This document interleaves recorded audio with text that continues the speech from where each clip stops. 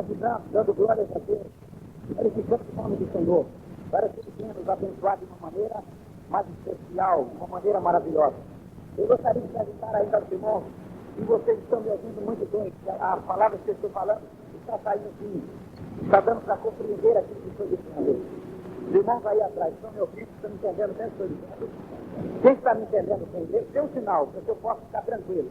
Isso, todo mundo está me ouvindo. Eu acho que eu estou preocupado aqui com o som, com a maneira de ouvir, porque a gente, quando vai ouvir a palavra de Deus, é bom a gente ouvir com bastante cuidado, para que não seja aproveitada. Amém? Quem seja o versículo: este evangelho do reino será pregado em testemunho a todas as gentes, e então virá mais ou menos de 6 a 7 anos de idade.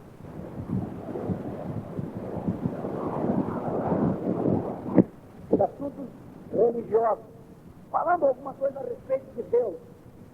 E eu me lembro que meu pai disse para minha mãe que estava escrito na Bíblia. Ele disse: está escrito na Bíblia, 2000 chegará, mas não passará. Quando eu ouvi meu pai dizer essa frase, eu perguntei a ele: o que é que tem com isso? Ele me disse sim, porque o mundo vai acabar no ano 2000. O mundo vai terminar no ano 2000. Eu fiquei muito preocupado.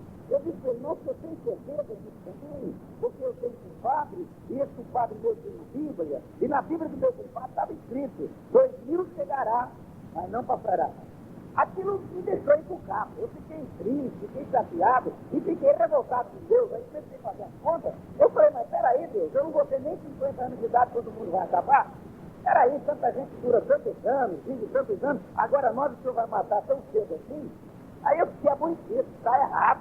Deus fez o mundo, as coisas são tão belas, a natureza, a ordem da natureza, tudo bem. E agora o Senhor chega no ano 2000, o Senhor acaba tudo só para satisfazer a sua vontade? Isso está errado. Tem que pensar em nós que estamos aqui no mundo. Bem, depois de muitas horas, eu me lembro que eu até chorei mesmo. Fiquei chateado, está errado. Aí acordei meu pai lá umas horas da noite. O meu pai falou: mas menino, tu não está dormindo ainda não? Eu disse: não, pai. Não, porque eu estou tentando arrumar um jeito de continuar vivo depois que o mundo acabar. Aí meu pai falou: olha, rapaz, isso é coisa de crente. Você não deve pensar nisso, tu vai acabar ficando doido. Porque lá para lá, isso é coisa de crente. Eu disse: não, mas eu vou dar um jeito. Vou dar um jeito de viver depois do fim do mundo. E eu fiquei durante alguns anos apavorado, com medo do fim do mundo. Mas um determinado dia, o senhor da igreja adventista passou lá em casa e deu uma Bíblia para o meu pai. Eu me lembrei, isso aí é o livro que fala: 2000 chegará, mas não passará. Meu pai mandou que eu jogasse a Bíblia fora porque não gostava da Bíblia. E segundo ele, a gente ficava louco quando lia a Bíblia. Mas eu não joguei a Bíblia. Eu acabei escondendo a Bíblia em uma caixa e comecei a ler escondido do meu pai. E eu comecei no Gênesis. E eu me lembro que eu li a Bíblia toda durante os 3 anos naquela época atrás desse versículo: 2000 chegará, mas não passará. Só que eu não encontrei, irmão. Não tem isso na Bíblia Sagrada. Se tiver, está no livro de São Cipriano, porque na Bíblia não tem. Ou aquele compadre do meu pai escreveu na dele, porque na palavra de Deus não tem nada registrado: 2000 chegará, mas não passará. Não existe isso. Mas, contudo, eu continuei preocupado em relação ao fim do mundo, até que um dia eu aceitei o Evangelho, aceitei a Jesus Cristo, e então eu descobri que isso tudo era uma ilusão, e isso não era uma verdade. Mas, meus amados irmãos, eu gostaria de dizer o seguinte a vocês: ainda existem muitas pessoas preocupadas com o fim do mundo. Eu me lembro que eu tive um amigo ali em São Paulo, um amigo de trabalho, um moço muito inteligente, um moço muito dedicado ao trabalho, um moço ambicioso pelas coisas daqui, e uma determinada manhã ele chegou na firma apavorado e disse: já que você é crente, eu preciso falar contigo. E aí me chamou no escritório e disse: é o seguinte, eu estive lendo algumas reportagens de guerra, eu assisti na televisão e até li na revista Veja, que alguns governos de algumas superpotências do mundo estavam discutindo, e um disse para o outro que tem poder de acabar com o mundo em 5 minutos, o outro disse que tem poder de acabar em 3 minutos, e disseram até que podem acabar com o mundo 70 vezes. Eu estou apavorado. Esses homens não têm a cabeça no lugar. De repente, um indivíduo desse pode ser um psicopata e ele resolve arrebentar isso aqui tudo. E como vai ficar a gente? Não compensa estudar, não compensa se preocupar com nada, porque o mundo vai acabar logo. E eu comecei a sorrir, precisa dar risada, rapaz, o negócio é sério. Eu disse: veja bem, eu li na Bíblia no capítulo 10 do livro de Apocalipse, a Bíblia fala que João viu um anjo forte que desceu do céu. Ele tinha o arco celeste sobre a sua cabeça, o rosto dele resplandecia como o sol. Ele tinha o evangelho eterno na mão. Ele colocou um pé sobre as águas e o outro pé ele colocou sobre a terra. Os pés daquele anjo eram como coluna de fogo. Eu disse para ele, esse anjo aqui é Jesus Cristo, porque ele é que tem o rosto que brilha como o sol e o arco celeste está sobre a sua cabeça. Ele colocou o pé sobre as águas, que representa o movimento religioso da terra, pode ser de qualquer origem, não importa. E a terra representa o movimento político. Isso quer dizer que tudo está debaixo dos pés de Jesus Cristo. Ninguém pode fazer nada na terra sem a permissão do nosso Deus, porque Ele é Senhor de todas as coisas. Aleluia! Os governos da superpotência dos Estados Unidos, da URSS, podem ter o poder que tiverem na mão, mas não conseguem fazer nada sem a permissão do nosso Deus e o cumprimento da palavra de Deus, porque Jesus é o Senhor. Aleluia! Aleluia! E o povo diz que o mundo é um barril de pólvora, só falta quem tenha coragem de meter fogo. Pode ser o que for, irmão, mas o Senhor continua no controle. Ninguém consegue fazer nada sem que o nosso Deus permita. Mas vejam bem, esse pesadelo, esse medo do fim do mundo, não alcançou só a minha vida, alcança centenas de milhares de vidas. Agora, por volta desse conflito armado no Golfo Pérsico, muita gente pensou que era o fim do mundo. Isso é o fim do mundo, é o início da Terceira Guerra Mundial, é o caos de tudo, vai terminar tudo. Quanta gente tem medo do fim do mundo, vivem apavorados com medo do fim do mundo. Mas eu quero dizer aos senhores que esse medo tremendo não alcança só vidas do século XX, não. Até os apóstolos de Jesus Cristo tiveram medo do fim do mundo. Se os senhores leem o capítulo 24 do Evangelho de São Mateus, os senhores vão ver que quando eles estavam na cidade de Jerusalém, junto com Jesus Cristo, aí eles começaram a mostrar o templo que havia em Jerusalém, que foi construído pelo grande sábio Salomão, depois reconstruído por Neemias e depois por Herodes. Aquele enorme templo, colunas de mármores, o teto de cedro forrado de ouro. A história diz que havia pedras da base daquele templo que media de 10 a 12 metros e pesavam até 100 toneladas. E os discípulos estavam admirados. Olha, Senhor, que construção fantástica, que coisa linda. O coitado do Pedro, do João, do Tiago, lá do interior, acostumados a combate e pesca, quando viram aquele prédio lindo, ficaram apavorados. Jesus olhou para eles e disse, não vai ficar aqui pedra sobre pedra que não seja derribada. O Pedro falou, mas peraí, João, está errado. Derrubar esse templo aqui tão lindo. E vai derrubar como? Olha o fundamento. Olha o alicerce do templo. Quando chegaram no Monte das Oliveiras, no versículo 3 do capítulo 24, eles cercaram Jesus e disseram, Senhor, dize-nos quando serão essas coisas, a destruição do templo, que sinal haverá da tua vinda e do fim do mundo. E então Jesus começou, o número de horas, explicar os acontecimentos que antecederiam a sua vinda e que antecederia o fim do mundo. Interessante que Jesus deixou a primeira pergunta para o último lugar, porque a primeira pergunta era um acontecimento imediato. O senhor sabe que a destruição do templo ocorreu 70 anos da era cristã, quando o general Tito invadiu a cidade de Jerusalém, matou 100 mil judeus e queimou a fogo o templo, aquele maravilhoso templo. Só que ele deixou lá um montão de pedra, mas Jesus falou, não vai ficar pedra sobre pedra que não seja derribada. A história diz que por volta dos anos 361 a 363, o imperador Juliano foi lá na cidade de Jerusalém, mandou moer todas aquelas pedras e removê-las para Roma, pensando que tinha ouro na pedra, para cumprir o que Jesus falou. Não fica pedra sobre pedra, a palavra do Senhor não passará. Aleluia!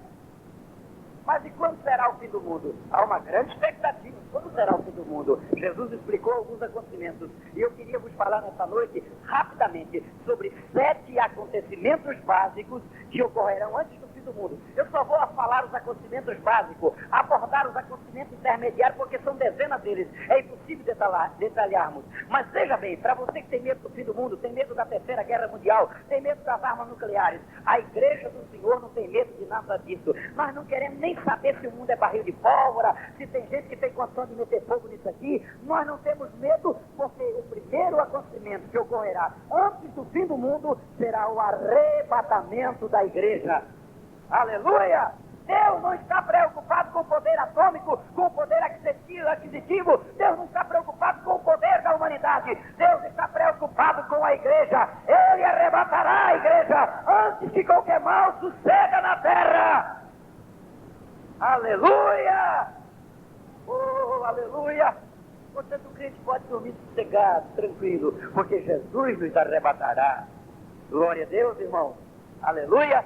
Ele nos arrebatará e nos levará para morarmos junto com Ele na glória celestial. Então não temos medo da Segunda Guerra Mundial, não temos medo se alguém tenha condição de queimar isso aqui, não. A igreja está tranquila, porque nenhuma condenação há para a igreja. Ela não sofrerá nenhum dano, porque ela é a esposa do Cordeiro. Ela é imaculada, ela é santa, ela é pura, ela é intocável, como as meninas dos olhos de Deus. Então ela estará sempre protegida pelo Senhor. Então o primeiro acontecimento, antes do fim do mundo, será o arrebatamento da igreja.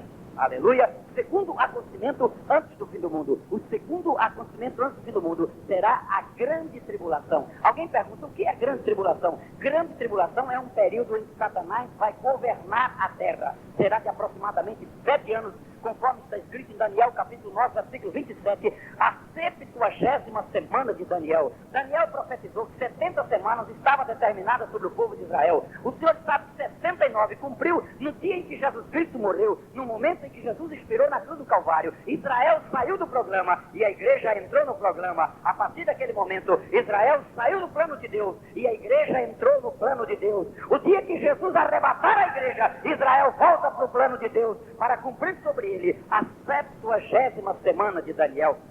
Vejam bem, irmão, vai ser um período em que o diabo vai governar a terra numa espécie de um governo mundial durante aproximadamente 7 anos, porque na hora do arrebatamento, sabe o que vai ocorrer? Vai ocorrer o inverso. A igreja vai subir e Satanás vai descer aqui para a terra. Se o senhor vê em capítulo 12 de Apocalipse, o senhor vai encontrar que João, em uma visão, ele viu uma mulher que estava grávida e gritava com dores para dar à luz a um filho. A Bíblia diz que um grande dragão vermelho que tinha 7 cabeças e 10 chifres parou diante da mulher, esperando que ela desse a luz para que ele tragasse o seu filho. E a Bíblia diz, a mulher estava vestida no sol e tinha a lua debaixo dos pés. E a Bíblia diz que a mulher deu à luz o filho, e o filho foi arrebatado para Deus, porque ele há de reger as nações com vara de ferro. Eu sempre digo que aquela mulher é a igreja, mas quando a gente diz que ela é a igreja, logo alguém faz uma interrogação, mas a igreja não é a noiva, a igreja não é a esposa, e ali ela estava como mulher. Mas veja, meus queridos irmãos, a igreja só é a noiva enquanto ela só é a noiva de Cristo, porque quando ela começa a namorar o mundo, ela não é mais noiva, é noiva, é chamada de mulher. Então veja bem, ali é a parte menor saindo do maior. Os senhores vejam bem, o dragão não podia aproximar-se da mulher porque ela estava vestida do sol, e a lua estava debaixo dos pés. O sol representa a glória de Deus, a lua representa o poder das trevas que está debaixo dos pés da igreja. Mas a glória não estava na mulher, a glória estava no filho, porque a partir do momento que o filho foi arrebatado para Deus, a Bíblia diz que a mulher começou a correr com medo do dragão, porque a glória também foi arrebatada para Deus. Nessa noite aqui, nós temos aqui uma centena de crentes. Se aparecer uma pessoa endemoniada, todo mundo aqui grita, todo mundo expulsa, todo mundo clama o sangue de Jesus, mas tem crente que se encontrar um endemoniado lá na rua, ele corre. Mas aqui ele é valente, porque aqui ele se esconde atrás da glória dos outros. Então a glória não está nele, está nos outros. Então há muitas pessoas na igreja, mas não tem a glória de Deus. Ele fica atrás da bênção dos outros. O irmão fulano é uma bênção, o pastor Zé Rodrigues é uma bênção, o Carlinhos é uma bênção, mas você precisa dizer, eu sou uma bênção. Aleluia! Mas a minha mãe é uma bênção. Mas você tem que dizer, eu sou uma bênção. Aleluia! Então os senhores percebem ali que o filho foi arrebatado para Deus. Ele representa a igreja fiel. É o menor saindo do maior. É tanto que ele foi levado para o céu, porque há de reger as nações com vara de ferro. E em 2 de Apocalipse está escrito, os que vencerem regerão as nações com vara de ferro. Então aquela parte menor que saiu da maior é a igreja do Senhor. E a Bíblia diz que o dragão saiu fazer guerra contra a mulher, mas de repente apareceu o Miguel e os seus anjos lutando contra o dragão. E a Bíblia diz que o dragão não prevaleceu, mas a vitória foi do Miguel. O dragão foi precipitado na terra, e a Bíblia diz que um coral começou a cantar, ai dos que habitam na terra, porque o diabo desceu até vós, e ele tem grande ira, sabendo que o seu tempo já está próximo. Mas um outro coral também cantava, alegrai-vos os céus, alegrai-vos que habitais no céu, porque o vosso acusador foi derrubado, o vosso acusador caiu. Aleluia! Aleluia! Satanás então vai ser lançado na terra.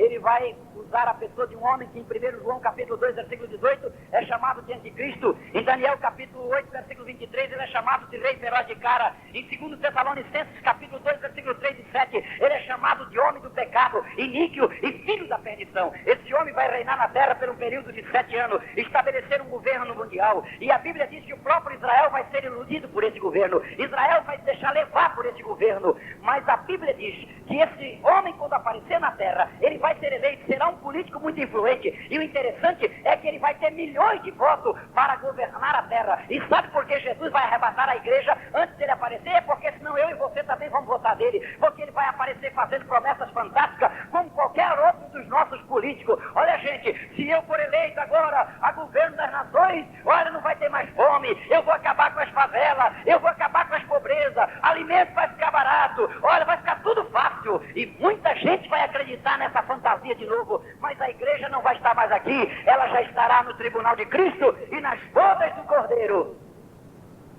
E a Bíblia diz que os 3 primeiros anos da grande tribulação será uma paz aparente, haverá uma paz superficial, porque ele vai conseguir aquilo que ele vai prometer, porque ele vai aproveitar-se do desaparecimento da igreja. Afinal, se Jesus vier hoje arrebatar a igreja, vai subir no arrebatamento da igreja aproximadamente 1 bilhão de pessoas. Então os senhores podem perceber que vai ficar muita vaga na terra, porque o maior problema da terra hoje é essa superpopulação que está tomando conta da terra. Eu li outro dia em uma revista que os cientistas se reuniram lá na outra América para solucionar o problema do mundo, e alguns deram algumas opiniões. Aí um disse assim: nós temos que provocar uma 3ª guerra mundial, que é para matar uma grande parte da humanidade, porque esse tanto de gente na terra não dá para arrumar emprego, alimento, saúde para todo mundo. O outro, mas isso não podemos fazer. Houve muitas opiniões. Aí um cientista se levantou e disse: quando eu era menino, aí eu ouvi na escola dominical, na igreja da minha mãe, que Jesus vai vir levar os crentes, e se ele fizer isso logo, vai desaparecer 1 bilhão de gente da terra. Então não teremos mais muito problema, e o diabo vai se aproveitar exatamente desse acontecimento,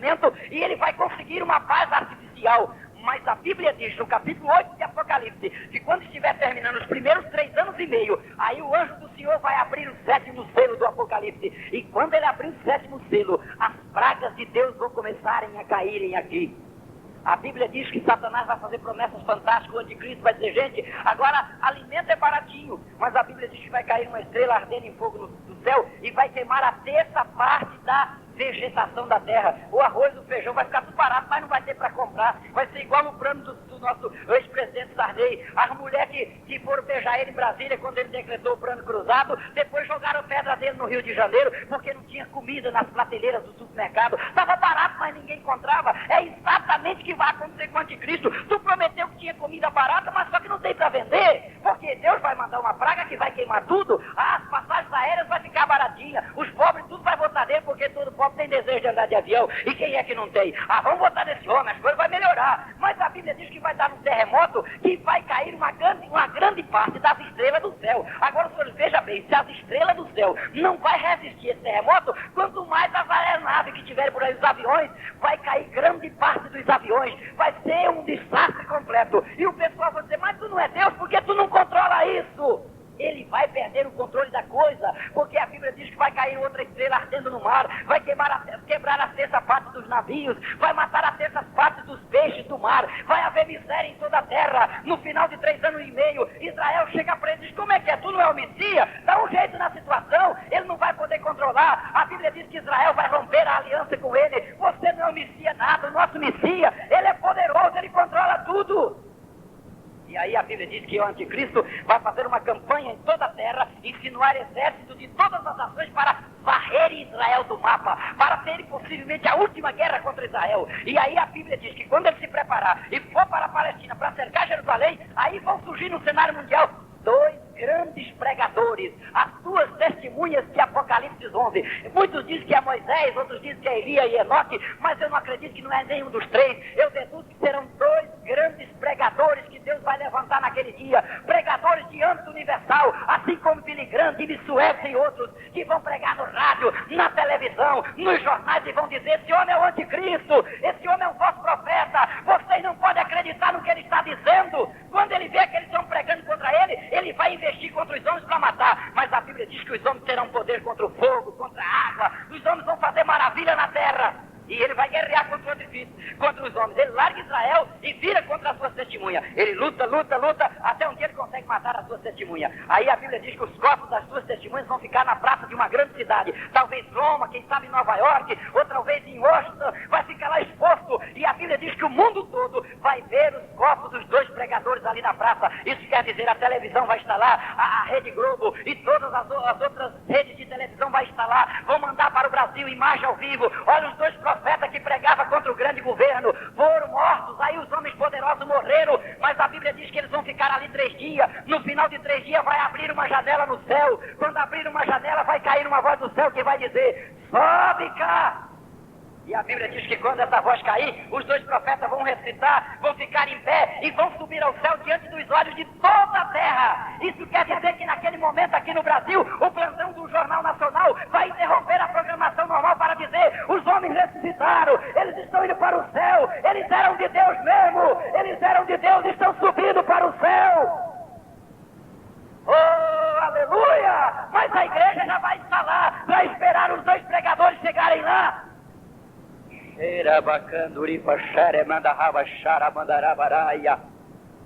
Aleluia!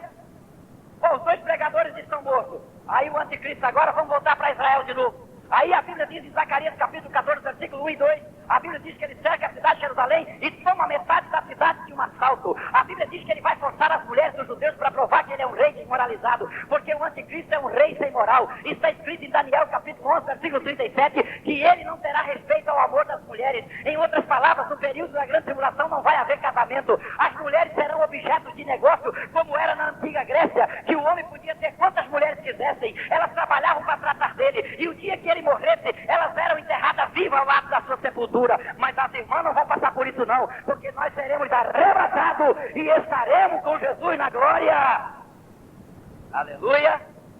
Aí o anticristo toma metade da cidade de Jerusalém de um assalto. A metade da cidade de um assalto. E a Bíblia diz que os judeus vão lutar heroicamente em Daniel 11. Vão lutar heroicamente. Mas a Bíblia diz que eles não vão conseguir vencer. O anticristo vai vencer. Quando o anticristo tomar a metade da cidade de Jerusalém de um assalto, aí Israel começa a clamar ao Senhor. A Bíblia diz em Zacarias capítulo 12, versículo 10, que o Senhor vai derramar sobre os judeus o espírito de graça e de súplica, para provar para eles que o homem não é salvo pela lei. Quando eles receberem aquele poder sobrenatural, a Bíblia diz que eles vão começar a clamar. Eles vão começar a dizer: Jeová, envia o Messias que o Senhor prometeu. Cadê o Messias, o nosso libertador, a semente da mulher? Aonde está a estrela de Jacó? Aonde está o maravilhoso de Isaías? Poder lá no céu. Aí a oração começa a chegar lá. Aí Jesus Cristo escuta os judeus clamando. Aí diz: minha igreja, minha esposa, os nossos irmãos estão clamando em Jerusalém, e nós vamos descer agora para livrá-los. Aí Jesus se levanta, a igreja atrás dele na retaguarda, e aí vai acontecer o que está em Apocalipse, capítulo 19, versículo 11 ao versículo 19. Eis que vi os céus abertos, e eis aí um cavalo branco, e o que estava montado sobre ele chama-se Fiel e Verdadeiro, julga e peleja com justiça. Seguia ele o exército celestial montado em cavalo branco. Da sua boca saiu uma espada aguda, e na sua coxa estava escrito: Rei dos reis e Senhor dos senhores. A Bíblia está dividida em 7 dispensações: inocente, consciente, governo humano, patriarcal, lei, graça, e a sétima será o milênio. O milênio será o reino literal de Cristo aqui na terra. Está registrado em Daniel, no capítulo 2, na visão que Nabucodonosor teve em sonho. Ele viu uma estátua que a cabeça era de ouro, o peito era de prata, o ventre e as coxas eram de cobre, as pernas eram ferro, e o dedo da estátua era ferro misturado com barro, e uma pedra que rolou da montanha, bateu no pé da estátua, e aí esmiuçou. E o Daniel disse: a cabeça de ouro é Babilônia, o peito de prata é o medo persa, o ventre e a coxa de cobre é o império grego, as pernas de ferro é o império romano, os dedos de ferro misturado com barro é o império do anticristo. Mas a pedra é Jesus Cristo, cujo reino encherá toda a terra. Jesus vai reinar 1000 anos aqui na terra, e o governo, o reino será literal. Jesus não vai ficar no céu, não, irmão. Ele vai ficar no Monte Sião. A Jerusalém celestial vai descer, vai fazer um escudo de céu sobre Jerusalém terrestre. Aí a escada de Jacó vai ligar uma com a outra e vai haver acesso de uma para a outra. Jesus no trono, a Bíblia diz em Isaías que todo mundo vai em Jerusalém, vai ver a formosura do grande rei lá em Jerusalém, nós com ele. Porque está escrito em 1 Tessalonicenses, capítulo 4, versículo 16 e 17, que nós seremos arrebatados, encontraremos o Senhor nos ares e estaremos para sempre com o Senhor. Isso quer dizer, se ele subir, a gente sobe, se ele descer, a gente desce, se ele sentar, a gente senta, se ele julgar, a gente julga, aonde ele for, nós estaremos, porque nós estaremos com ele. Oh, aleluia! Erasuri Karamasheme Revasuri Odarápia. Aleluia! Aleluia! E aí a Bíblia diz no Apocalipse, capítulo 1, versículo 6, que nós somos reis e sacerdotes. Reis e sacerdotes, rei no sentido político e sacerdote espiritual. Apocalipse, capítulo 20, versículo 4, 6, nós reinaremos com Cristo durante 1000 anos. Aleluia! Nós vamos reinar quer dizer governar, mandar, estabelecer ordem, botar ordem, orientar, dirigir, esclarecer. É isso que nós vamos fazer. Nós seremos os políticos de Jesus Cristo aqui na terra. Ele vai derrubar Marajá, vai derrubar todo mundo, botar a igreja dele para governar a terra durante 1000 anos. E ninguém vai fazer nada sem a nossa ordem. É por isso, irmão, que eu não tenho preocupação em mandar em nada aqui. Porque eu sei que no milênio eu vou mandar durante 1000 anos com Jesus Cristo. E tem uma, eu já estou eleito. E a igreja, irmão, a política de Jesus é diferente da dos homens aí. Aí na política dos homens só ganha quem tem mais votos. Aqui na igreja é quem tem menos votos. É tanto que é um voto só para eleger todo mundo. É um voto só. E sabe quem votou na gente? Jesus Cristo. Quando ele vier buscar a igreja e me arrebatar, ele vai chegar para Deus, ó Pai. O Jacques está eleito, eu votei nele. Eu elegi. Ele disse, eu vos elegi e nomeei. Nós já estamos nomeados para reinar com ele aqui 1000 anos. Ele votou e nós estamos eleitos. Aleluia!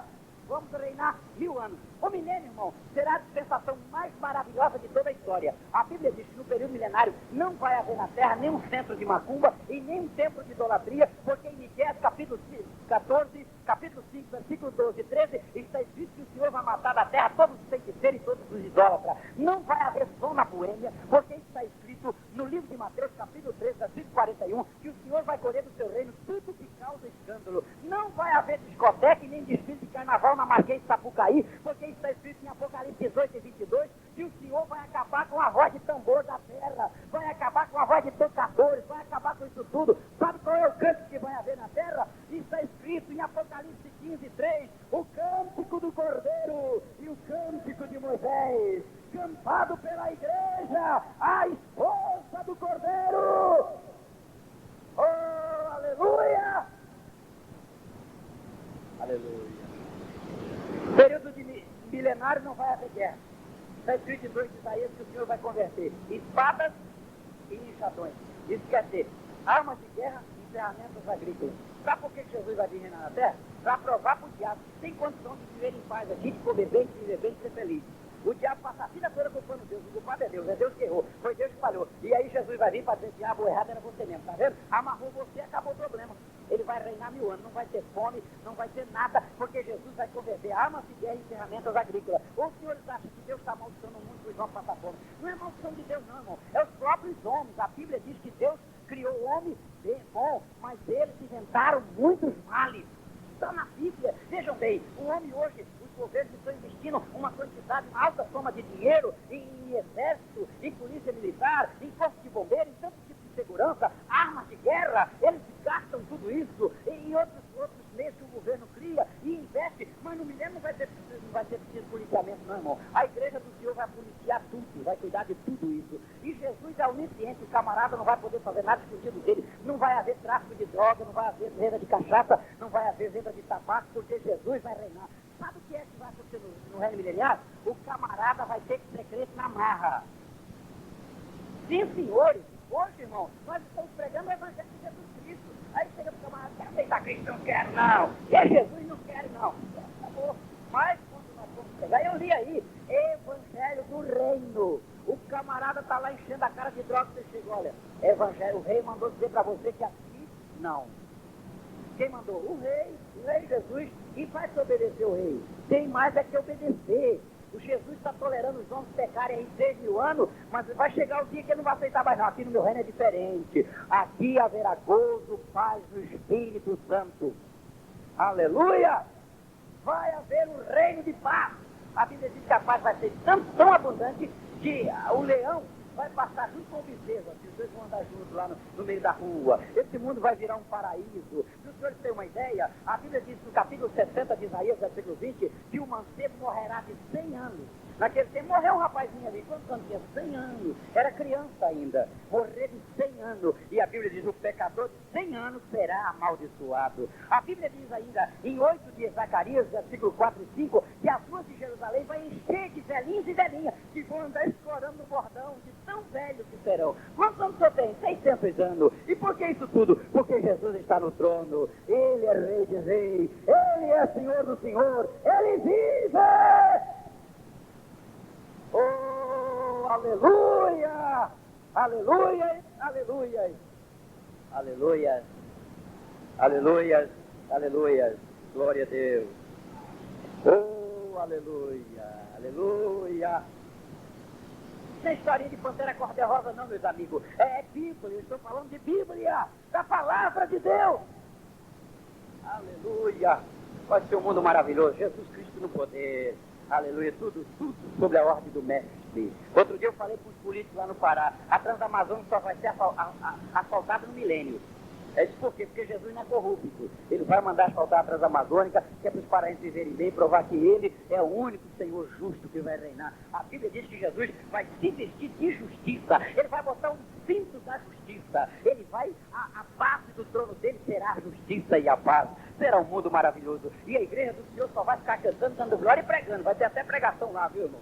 Vai ter pregação porque vai ter um culto uma vez no ano. Isso está escrito em 14 de Zacarias, que Jesus vai fazer um culto uma vez no ano e todo mundo vai ter que ir nesse culto. Vai ter uma semana de culto, 7 dias. E todo mundo tem que ir lá. E a Bíblia diz que a família que não for, não chove sobre ela. Camarada, eu não vou, não, estou cansado de ir lá nesse culto. Não chove aquele ano, não chove na terra dela. Vai passar fome, porque não vai chover. Chove porque sim, mas não chove naquele lugar. Porque todo mundo terão que ir em Jerusalém no culto da glória a Deus. Agradecer a Jeová, agradecer a Jesus Cristo que estará no trono. E esse culto vai ser liderado por nós. A gente vai formar coral, cantar, pregar. Eu não falei para vocês que Jesus era o Senhor. Quando eu preguei lá no Grupo Nova América, eu avisei vocês não quiseram. Vocês podiam estar aqui também na Sião, mas agora estão aí embaixo. Porque não quiseram, eu falei. Vai haver lembrança, peso de consciência. E a igreja está lá em glória. A Bíblia fala até de navios que vão chegar lá, modernos, que vão levar gente para lá. A Bíblia fala de aviões que vão chegar levando milhares de pessoas para lá, para essa festa. A Bíblia fala até de uma estrada que vão abrir entre a Síria, o Egito e Israel, que é para facilitar o acesso, até do aumento do aeroporto que tem lá na cidade de Tel Aviv, do porto de Jope. A Bíblia fala de tudo, irmão. Vai ser uma coisa maravilhosa. A Bíblia fala até que Jesus vai dar almoço e janta para todos os convidados. Não para a igreja, porque nós não vamos precisar disso, não. Para o povo que foi nesse culto lá, a Bíblia diz que vai ter festa, vai ter comida para todo mundo, inclusive nas panelas. A Bíblia diz nas panelas que vai fazer comida, não vai estar escrito assim, não. É globo, essa croque, mas que vai estar escrito nas panelas assim, ó. Santidade ao Senhor. Será as marcas das panelas. Santidade ao Senhor. Santidade ao Senhor. Santidade ao Senhor. Santidade ao Senhor. Santidade ao Senhor. Santidade ao Senhor. Aleluia! Os navios vão chegar do mundo todo. Não vai estar levando a bandeira do Brasil, não. E nem a bandeira do Corinthians, não. Mas estarão levando a bandeira de Jesus Cristo. Escrito, Ele vive. Ele é o Senhor. Ele é Rei de Reis. Ele salva. Ele cura. Ele reina. Ele é o príncipe da paz. Ele é maravilhoso. Ele é o fiel. Ele é a verdade. Ele é o caminho. Tudo será para a glória dele. Oh, aleluia! Mas escute, isso só vai durar 1000 anos. Depois de 1000 anos acaba tudo. Aí a Bíblia diz que ocorrerá o sexto acontecimento antes do fim do mundo. A liberdade temporânea de Satanás. Porque Jesus vai soltar o diabo. A Bíblia diz em Apocalipse, capítulo 20, versículos 4 a 7, que ele será solto.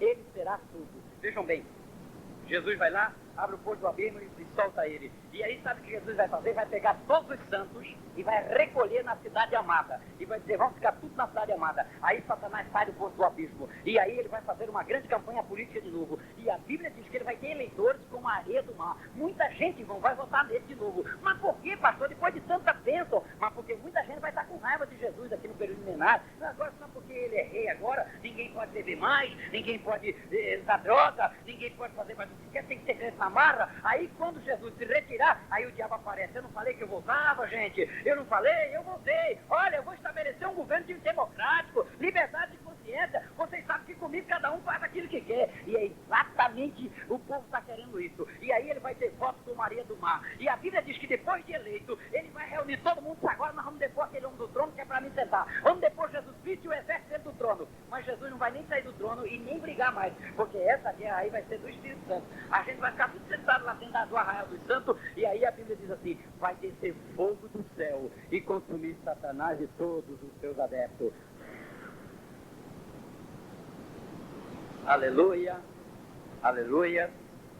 Aí depois disso vai ocorrer o sétimo acontecimento antes do fim do mundo. Apocalipse capítulo 20, versículo 11 a 19. Eis que vi o trono branco, e o que estava sentado sobre ele, de cuja presença fugiram os céus e a terra. Vi mortos grandes e pequenos diante dele. Abriram-se os livros, e abriu-se o livro da vida. E os mortos foram julgados pelas coisas que estavam escritas nos livros. E todos que não tiveram seu nome escrito no livro da vida serão lançados no lago de fogo ardente. Aí, meus amados irmãos, nesse dia vai ressuscitar toda a humanidade perdida e vão comparecer ali perante Jesus Cristo para ser julgado. E todos os que não tiverem no livro da vida irão para o lago de fogo, do fogo eterno. Vejam bem, Jesus será o grande juiz. A igreja vai julgar e o veredito será de Jesus Cristo. Ele vai ler no livro: olha, você fez isso, fez aquilo, fez isso, fez aquilo, fez isso, fez... Mas, Senhor, não tem uma chancezinha para mim? Deixa eu dar uma olhada aqui no livro da vida. Não, o teu nome não está no livro da vida. Igreja, o que vamos fazer com ele? Senhor, lança no lago de fogo ardente. Mas, pastor, vai ser muito ruim, é muito duro isso. É duro nada, irmão. Hoje é duro, mas naquele dia será mais fácil ainda. Veja bem, hoje Jesus tem misericórdia de todo mundo, não é verdade? E a gente já manda os outros para o inferno. E naquele dia que nem Jesus vai ter misericórdia de ninguém. E nós aqui não teremos mesmo. Fogo, lago de fogo, Senhor. Os mortos serão julgados pelas coisas que estiverem escritas no livro da vida. Depois que Jesus acabar de julgar todos os mortos, aí ele vai julgar as potestades, que eu disse em Nova Brasília na sexta-feira. E os principados são as entidades demoníacas, que lá na Macumba chama de preto velho, pomba gíria, pena branca, Zé Pilintra, caboclo e tantos outros nomes. Todos eles são potestades. Por exemplo, vejam bem, a pomba gíria é o demônio da prostituição. O Jus é o demônio do homossexualismo. O tal de Zé Pilintra é o demônio da malandragem. É entidades que agem de determinada forma em determinado país, de acordo com a cultura e os costumes da terra. Jesus vai julgar todas elas naquele dia, porque está escrito em 1 Coríntios capítulo 15 e o versículo de número 25. Importa que Cristo reine e coloque todos os inimigos debaixo dos pés, depois entregue o reino ao Pai. Aleluia. Sabe o que vai acontecer? Jesus vai virar lá para a fé e vai dizer: demônio da prostituição, vem cá. O demônio vai vir ali. O que você quer comigo? Ele vai dizer: você não, demônio. Rei dos reis e Senhor dos senhores. O demônio vai se ajoelhar e vai dizer: sim, Senhor, para cumprir o que está em Filipenses capítulo 2, versículo 10 e 11, que todo joelho se dobrará e toda língua confessará que Ele é o Senhor, para a glória de Deus Pai. Oh, aleluia. Sim, Senhor. Aí Jesus pega o demônio do ciúme. Igreja, aqui está o demônio do ciúme, da prostituição. O que vamos fazer com esse demônio, Senhor? A igreja: o Senhor lança no lago de fogo ardente. Tá bom, vou lançar, só que antes vocês vão pisar nele, porque está escrito, Romanos 16 e 20, em breve Jesus esmagará Satanás debaixo da planta dos vossos pés. Vai todo mundo, pisa nele aí, a igreja todo mundo, vamos pisar nesse demônio da prostituição, do ciúme. Aí depois que pisar aí, agora lago de fogo ardente, joga no lago de fogo ardente. Aí a Bíblia diz que Jesus vai julgar todos os inimigos. Igreja toda de branco, toda coroada, toda maravilhosa. Aí Jesus disse: igreja, agora eu vou mostrar o papai para vocês. Agora eu vou mostrar Jeová Rafá. Agora eu vou mostrar Jeová Nissi. Agora eu vou mostrar Jeová Jiré. Aí Jesus vai lá na cortina do mistério, porque a Bíblia diz assim: Deus se revelará a nós. E revelar quer dizer tirar o véu. Aí Jesus vai lá e tira o véu, porque Deus está aqui, mas ninguém vê. É um véu que tem que separar, mas Jesus vai tirar o véu. Quando Jesus tirar o véu que separa a igreja de Deus, do outro lado do portal eterno, um grande trono branco, que não é de ouro, de pedra preciosa, não é de mármore, não é de marfim, não é de prata, porque o trono de Deus é de glória. Deus habita em um trono de glória. Aleluia! O grande trono branco. Jesus pega no braço, no lado da noiva, na mão da esposa, e diz: minha esposa, vamos entrar agora que eu vou mostrar Jeová para vocês. Eu vou mostrar o papai. Aí começa a entrar, atravessar os portais eternos, ao som da orquestra celestial cantando o hino da vitória. A igreja de vestes brancas entra, eu deduzo que Deus vai se levantar do trono para receber. Vai se levantar. Aí Jesus chega com a igreja lá no trono. E aí vai ser o momento da apresentação. A Bíblia diz, eu confessarei o nome dele diante do meu Pai que está no céu. Jesus vai apresentar a gente para Jeová. Vai apresentar a gente para os anjos. Ele vai ficar maravilhado. Jeová vai olhar, vai meter a mão no bolso espiritual, tirar o lenço espiritual e enxugar dos nossos olhos todas as lágrimas. Oh, aleluia!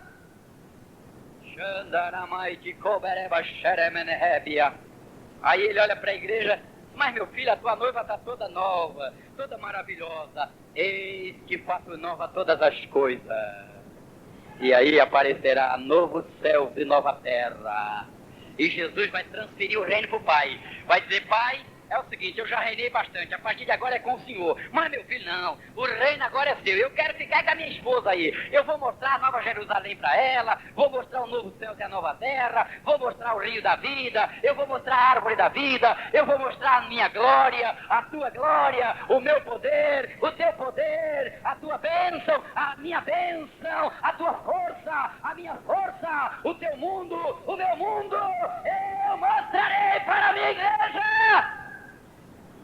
Oh, Xaradiovezneb Carabaxarabalaio. Era Massudi Candaramai, Shuid Hebenebeheb Andagebia. Ali não haverá mais choro, não haverá mais dor, não haverá mais angústia, não haverá mais separação, não haverá mais morte, não haverá tribulação, não haverá doença, não haverá sofrimento, não haverá tristeza, não haverá guerra. Viveremos para sempre com Jeová. Oh, Terebia Xanamai de Gobenivo Semi Andei Paio, Chuvasné de Covarachuni Andeni Visnaipel Biante Pai. Oh, Sanda Caramachu e a Semerébia. Vale a pena sermos crentes, aguardarmos com ansiedade, servimos a Deus. Vamos ficar em pé, irmãos, vocês estão assentados, vamos descansar um pouco. Oh, aleluia. Quem pode dizer, ora vem, Senhor Jesus? Quem pode dizer, ora vem, Senhor Jesus? Ora vem, Senhor Jesus.